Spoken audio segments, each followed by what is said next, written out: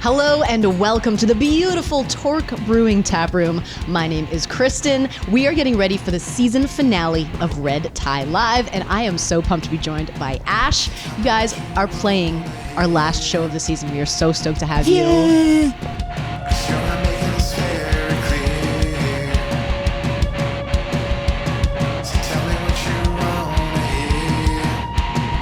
Ash and the Arsonists, you guys have been together for about 11 years. Can you give me like the speed dating version of how your band came together? How did you guys meet and how did you land on your sound? It kind of starts a little bit of a downer, but I wanted to go just do my own thing, but it was also around the time when I lost my mom and my dad. And I guess because I was just trying to channel what I was feeling. My dad is kind of stoic. Okay. I have the same thing, so you don't really know what's going on. Bottled up. Yeah. And so music was a way to get that out. Sweet, sweet catharsis. Mm-hmm. Yeah.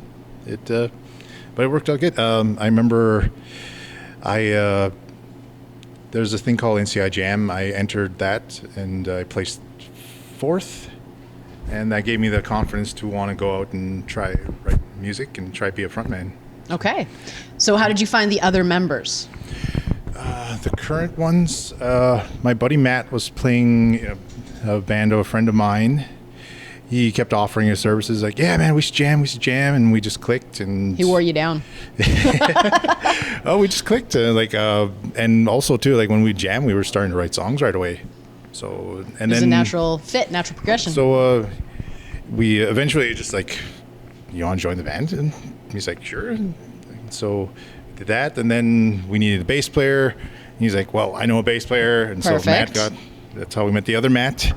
And now we have Joe in the band. And Joe's just awesome guitar player. You know, it's nice. We always wanted a second guitar player, but for a long time, I was trying to do it all, right? But I was like, no, the sound has to be thicker. So we finally got Joe. Give me those layers. Yeah. All right. Yeah. Sorry, I forgot to mention Taylor's in the band as well. She's more of in the studio nowadays. Okay. Yeah, so it's just the boys doing it live. Okay, very cool. So just from what I've seen from your videos and even like your logo, I feel like maybe there's some things that everybody in the band loves. Would I be wrong to assume that you guys like maybe have a bit of a penchant for horror? Oh, there's a smile there. There's something. I guess I have growing up with my dad, he loved horror movies. Okay. And of course, hanging out with your dad, you watch a lot of movies you're not supposed to watch when you're a kid. Exactly. I do like a lot of stuff like that. And I guess it'd be mostly me, but the band likes it too. That would explain, like, we did a gig at Six Pines and we did costumes, and then I enjoyed the costumes so much, and just like, I love that you brought that up because I saw that on your list of shows. Six Pines, like not a place you would think a band would play, and you've also done like a Halloween house party a couple years back, right? Yeah, we did. So like, I feel like Halloween is like kind of part of your vibe. Yeah, I love that. It's fun. It's just fun to dress up and stuff. I mentioned earlier I'm kind of shy, so when I kind of relate to like someone like Rob Zombie or Alice Cooper. You put this costume on, you kind of become this over-exaggerated version of yourself, and it's fun. A persona. Yeah. I like that. So you guys started off your year with a concert in a tent, which I feel like is kind of unusual. Tell us a little bit about what the experience of playing at Festival de Voyageur was like. Festival was fun. We got asked to be part of it, and immediately we were all like, yes, we're going. It was just a great time. We got to see Show Pony. Show Pony is a killer band, by the way. Yeah. And the other bands, my memory's a little bad. I think it was Kingsway, and there was another one. I can't remember. But no, we had a great time at Festival. It was a great opportunity. We heard nothing but great things from everybody, so we're That's thankful awesome. we got to play there. I really love what they've been doing over the last few years and sort of expanding the types of music that they've been putting on to be able to feature more bands. And that way, bands like yours get to sort of find new audiences, right? The people that would be there just hanging out might not have bought a ticket to see you guys specifically, but now they get to hear you. I think that's really cool. So this summer, you guys are playing what I would consider a bit of an unlikely venue for your style of music. Country Fest? Tell me how that came together. I got an email and said, would you be down to check out what was it called? It was like an Aboriginal showcase thing. Okay. So yeah, they reached out to me, and I told the guys, and immediately everybody's like, yes, let's do it. So they do have an Aboriginal showcase stage, and we're just thankful to be part of it. You know, it's going to be, we saw photos of what that stage looks like. It's like, yes, it's going to be fun. That's another one where I think that's going to be a really neat opportunity to get in front of people that you might not otherwise be able to get in front of. And it seems like there's a couple other rock acts lined up as well, which I think is really neat because not everybody that goes to Country Fest goes for country music, right? Some people just go for the party. So I think you're probably going to have a pretty good time. I can't wait to see some behind the scenes debauchery photos. It'll be fun. So you guys have a single that came out really recently. Bleed was aired on the local radio. Tell me a little bit about that. Well, me and Matt usually will sit down and we'll try to plan out stuff to try to reach out to, we make our own short-term goals on stuff that we want to try to achieve. And one of the goals was to try to get on local radio. So we found out who the music director was. We were, just bombarding them with emails a little bit. But yeah, finally they're like, okay, we'll play the song, and yeah, it's been great. Even before that too, we got our first single we ever got on Power 97 was a show called Mandatory Manitoba. Mm-hmm. That was another thing too. I thought someone was messing with me.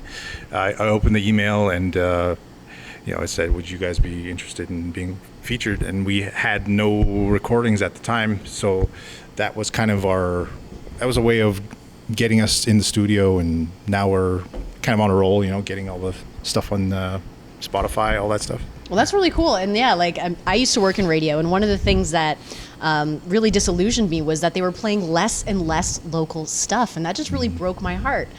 So it is so cool to see that there are still local bands that are able to get some airplay and to persevere. I got so much respect for that. That's awesome. You guys have an EP release coming up May 19th. What are the details? So we're planning to play the whole song, all those songs that are going to be on the EP. How many? There'll be 5 on this one. Okay. And there's going to be 3 new songs that we're playing at this show. We got the Sound Off with us. They're a great killer band. You guys got to go see them. And 7 Day Sin. I never heard of them before, but I'm sure they'll be good. I think the guy from Sleepless, I think, plays in that one. Okay. Yeah. All right, and that's at the Tap House, May 19th. Yeah. When I was going through your YouTube page, I noticed a lot of covers. The Social Distortion cover caught my eye immediately because that's one of my favorite bands, but you had some Black Label Society, you had Queens of the Stone Age on there.